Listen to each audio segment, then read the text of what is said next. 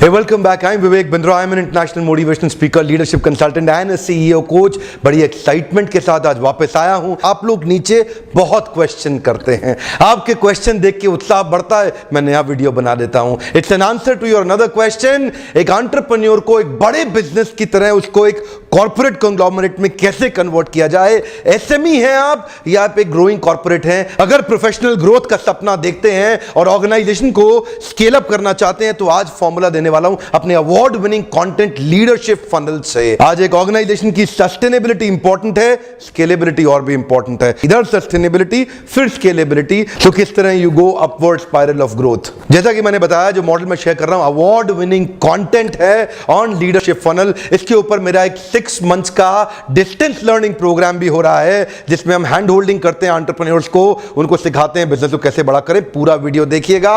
इसके 4 स्टेप्स हैं। किसी भी ऑर्गेनाइजेशन का ऑर्गेनाइजेशनल स्ट्रक्चर के अंदर जो फंडामेंटल स्ट्रक्चर होना चाहिए उसमें 4 पिलर्स होते हैं। अच्छा, इसमें 2 हिस्से हैं, एक हिस्सा नीचे का है बिलो द लाइन, एक हिस्सा है above the line. Below the line है ये पेड़ की है रूट्स और अबव द लाइन है पेड़ के हैं फ्रूट्स। यानी कि बिलो द लाइन आप एक व्यक्ति का पोटेंशियल होता है और परफॉर्मेंस होता है। पोटेंशियल दिखता है उसकी मानसिकता से, तो ये है माइंडसेट। परफॉर्मेंस दिखता है उसकी वास्तविकता से, यह है उसका स्किल सेट। तो देखिए, पोटेंशियल के लिए उसको चाहिए बिलीफ, ताकि उसका पोटेंशियल और आगे बढ़े शक्तिशाली बिलीफ के साथ। और परफॉर्मेंस के लिए उसको चाहिए बिहेवियर, वो आता है उसके स्किल सेट के साथ में। ये मॉडल को मैंने 4 पिलर्स में बनाया है। पहला पिलर होता है ये पीक परफॉर्मर्स का है, ये फ्रंट लाइनर्स का है। इंडिविजुअल पीक परफॉर्मर जो है ये ड्राइवर होता है ऑर्गेनाइजेशन के अंदर, ये ड्राइव करता है अपने डिपार्टमेंट को। ये फ्रंट लाइनर होता है, अपनी यूनिक सिग्नेचर स्ट्रेंथ के ऊपर काम करता है। अगर आप इंडिविजुअल पीक परफॉर्मर अच्छे नहीं हैं तो उसके बाद if you are not a great driver you can not develop a driver. बहुत सारी ऑर्गेनाइजेशंस मैं देख रहा हूं, लगभग 1,500 क्लाइंट्स के साथ मैं काम करता हूं। By virtue of experience and by virtue of number of years spent by an employee, Lala ji insecurity के कारण उसको प्रमोशन देके ऊपर ले आते हैं और ऊपर ले आते। ये पुराना आदमी है, इसको प्रमोट कर दो। ये विश्वास का आदमी है, विश्वास घर का आदमी भी तो चाहिए ना धंधे में, कोई परिवार का आदमी भी तो चाहिए, इसको प्रमोट कर देते हैं। तो Lala ji what is he doing, he is promoting based on number of years of experience और स्किल सेट। मेनी टाइम्स जब आप प्रमोट करके नेक्स्ट पिलर पे लेके आते हैं, उसके पास स्किल सेट तो हो सकता है हो, अगर माइंडसेट नहीं होगा तो होगा क्या, वो थोड़ा बहुत परफॉर्म करेगा पर पोटेंशियल वैसा नहीं है तो सस्टेन नहीं कर पाएगा। सस्टेनेबिलिटी और स्केलेबिलिटी, सस्टेनेबिलिटी और स्केलेबिलिटी दोनों इंपॉर्टेंट है। टैलेंट प्रोग्रेशन बढ़ाने के लिए पाइपलाइन एक तैयार करनी पड़ेगी। बहुत सी कंपनीज के अंदर सीईओ फेल हो रहे हैं। मेरा बहुत बड़ा बिजनेस ही सीईओ कोचिंग के ऊपर है। मेरे क्लाइंट्स मुझे इनवाइट करते हैं और बात करते हैं। ज्यादातर गलती क्या होती है, बहुत जल्दीबाजी में 2 में से एक काम करते हैं। या तो एक आउटसाइड सीईओ ले आते हैं जो हेलीकॉप्टर लैंडिंग से आता है, उसको कंपनी के बारे में कुछ पता नहीं, बाहर से आता है, बाहरी व्यक्ति है, थोड़ा दिन बहुत जुगत लड़ाता है लेकिन चल नहीं पाता, इंडिविजुअल्स के साथ बहुत तेजी से रैपो नहीं जनरेट कर पाता, फ्रेमवर्क्स पे काम नहीं कर पाता, फेल होते हुए दिख रहे। 6 महीने तक देखते हैं, उसके बाद वो पर इतनी बड़ी सैलरी पे आया, फेल हो गया। नहीं तो दूसरा ऑप्शन क्या है, इनसाइड प्रमोशन कर दिया। इनसाइड पूरा अपने ही लोगों में देखा, यार इसको निकालना पड़ा, किसको करे, ये ठीक लग रहा है, ये पुराना आदमी विश्वास का है। इनसाइडर का अगर आप प्रमोशन कर देंगे इनएडिक्वेट प्रिपरेशन के साथ, इसका इनएडिक्वेट प्रिपरेशन है, ये भी नहीं चला पाएगा।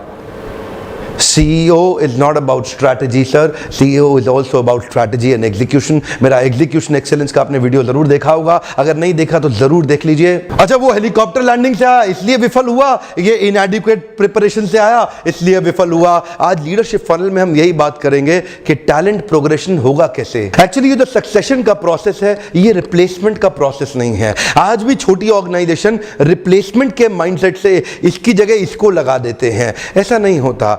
आपको पहले पोटेंशियल और परफॉर्मेंस दोनों को क्रिटिकलिटी कैपेबिलिटी मैट्रिक्स पे बढ़ाना होगा। मैं इसके ऊपर भी वीडियोस आगे बनाने वाला हूं, क्रिटिकलिटी कैपेबिलिटी मैट्रिक्स और परफॉर्मेंस पोटेंशियल मैट्रिक्स, ताकि आप कैलकुलेट कर सकें कि कई बार आदमी के पास परफॉर्मेंस तेज है, पोटेंशियल नहीं है, किसी का पोटेंशियल बहुत ज्यादा है लेकिन परफॉर्म नहीं कर पा रहा। उन सब का मैपिंग करना बड़ा जरूरी है। अच्छा, थोड़ा फनल को और आगे समझते हैं। इंडिविजुअल पीक परफॉर्मर के ऊपर ये ड्राइवर है, ये पीक परफॉर्मर्स को ड्राइव करेगा। अब जो ड्राइवर होता है ये पहला जो पिलर है फ्रंटलाइनर्स का, ये एक्शन मैन का पिलर है।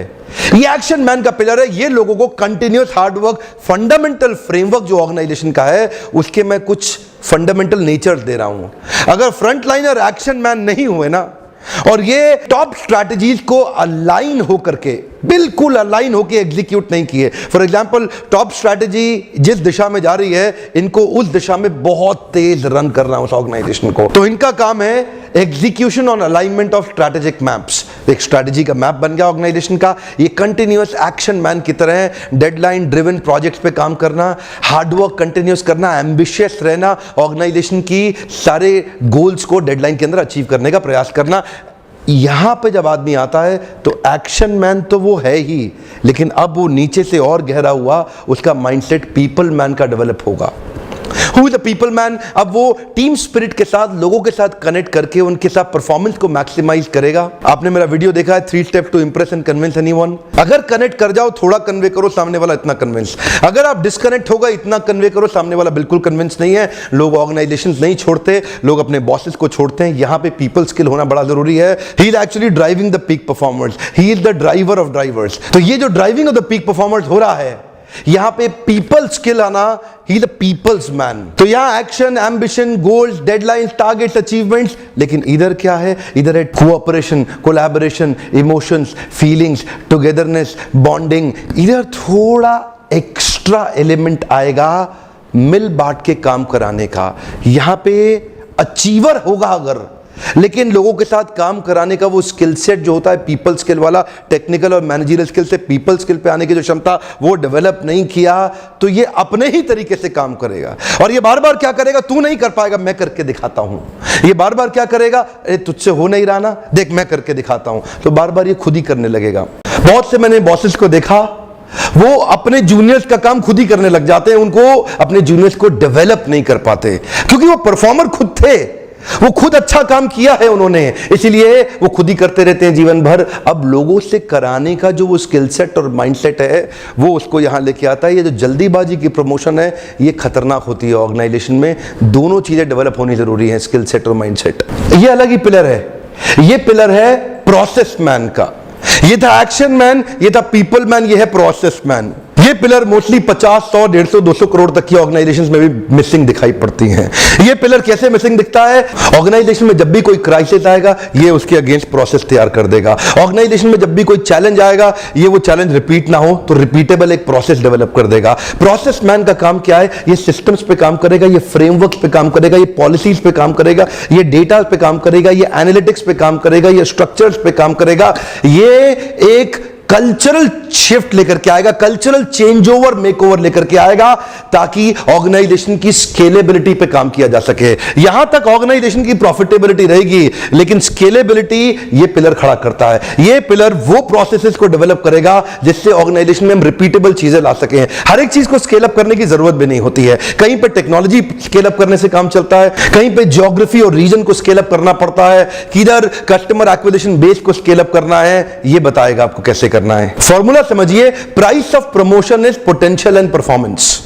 देखिए, पोटेंशियल और परफॉर्मेंस दोनों होगा तभी प्रमोशन होना चाहिए। पोटेंशियल भी बढ़ना चाहिए और परफॉर्मेंस भी बढ़ना चाहिए, प्रमोशन तभी ठीक रहता है। कई बार लोगों में पोटेंशियल होता है, प्रमोट कर दे, परफॉर्म नहीं करेगा, गड़बड़ है। कई बार परफॉर्मर बहुत होता है, लेकिन उसमें उस जगह सस्टेन करने का पोटेंशियल नहीं है, फिर भी प्रमोशन का फायदा नहीं है। देखिए, performance is evidence of his past and potential will reassure his future. Performance उसके पास्ट का एविडेंस है और पोटेंशियल उसके फ्यूचर को रीअश्योर करता है।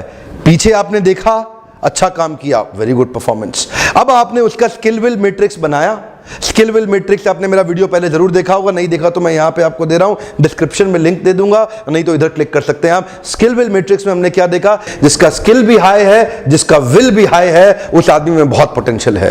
अब उसको परफॉर्म करने दो, वो प्रमोट होने लायक आदमी है। देखिए, प्रैक्टिकली इस पिलर के आदमी का डायरेक्ट रेवेन्यू में कंट्रीब्यूशन नहीं होता, तो लाला जी सोचते हैं इस आदमी की जरूरत नहीं है। लेकिन ये जो आदमी है, ये फ्रेमवर्क्स क्रिएट करेगा, ये एग्जीक्यूशन की स्पीड बढ़ाएगा, ये आपको फास्ट मूवर मूवर बनाएगा, ये पॉलिसीज को इंश्योर करेगा, ये एनालिटिक्स से नए चेंजेस लेकर के आएगा और ये आपके विजन को अचीव करने के लिए एक कल्चर तैयार करेगा। कंपनी का एक कल्चर होता है, कंपनी का एक नेचर होता है, उस नेचर को तैयार करेगा, उस माइंडसेट को तैयार करेगा, वो कंपेलिंग एक्साइटिंग स्टोरी को ड्राइव करेगा, मनी मेकिंग मॉडल को चलाएगा और ऑर्गेनाइजेशन जो बिजीनेस में रहती है ना, गोल गोल, उसको गोल गोल से एक गोल पे लेके आएगा, उसको बिजनेस पे लेके आएगा, मल्टीपल थिंग्स को मेन थिंग पर शिफ्ट क्रिएट करेगा और फोकस फॉर्मूला डिराइव करेगा, फोकस फॉर्मूला जनरेट करेगा।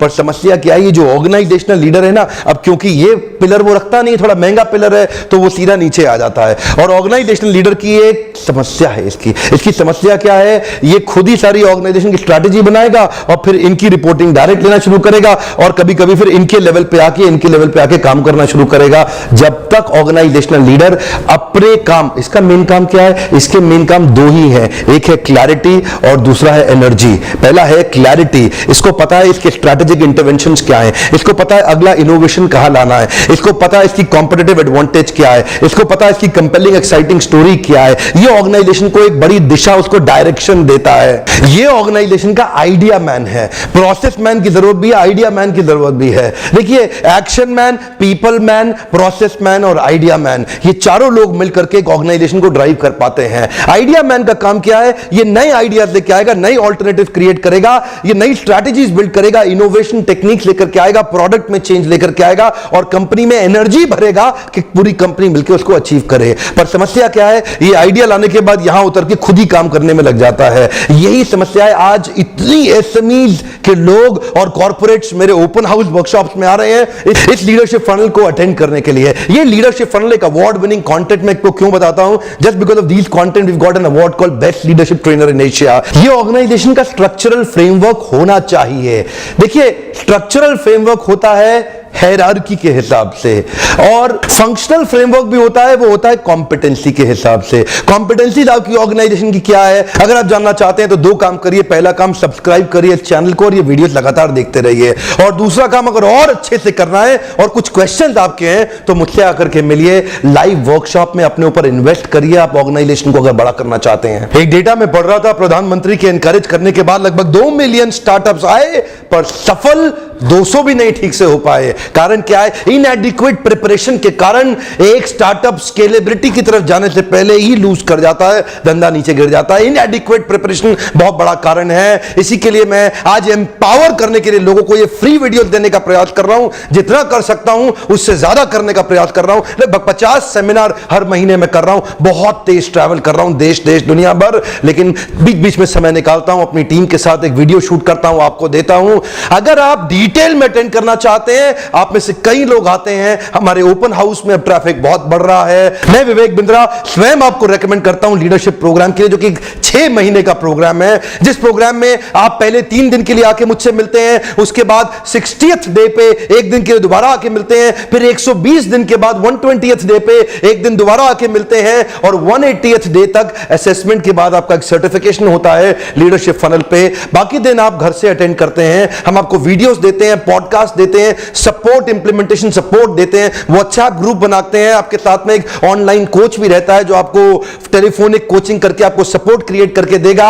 उसके बाद पोस्ट असेसमेंट होता है, प्री असेसमेंट होता है, प्री रीडिंग मटेरियल होता है, पोस्ट रीडिंग मटेरियल होता है, पार्टिसिपेंट मैनुअल्स होते हैं, कुछ पीपीटीज आपको दिए जाते हैं, कुछ गाइडलाइंस और असेसमेंट की एक्सरसाइजेस दी जाती हैं, कुछ फोकस ग्रुप डिस्कशंस होते हैं, प्रोग्राम के अंदर कुछ रोल प्लेज होंगी, कुछ एक्सरसाइजेस होंगी, बहुत बड़ी पेडागॉजी है जिसमें हम आपको इंप्लीमेंटेशन सपोर्ट के साथ हैंड होल्डिंग करेंगे और स्टेप बाय स्टेप आपकी ऑर्गेनाइजेशन को नेक्स्ट लेवल पे लेके जाने का प्रयास करेंगे। इसलिए इसको बोला गया है go deep to grow steep. जितना नीचे जाएंगे ऊपर आने की सफलता आपकी संभावनाएं और बढ़ेंगी।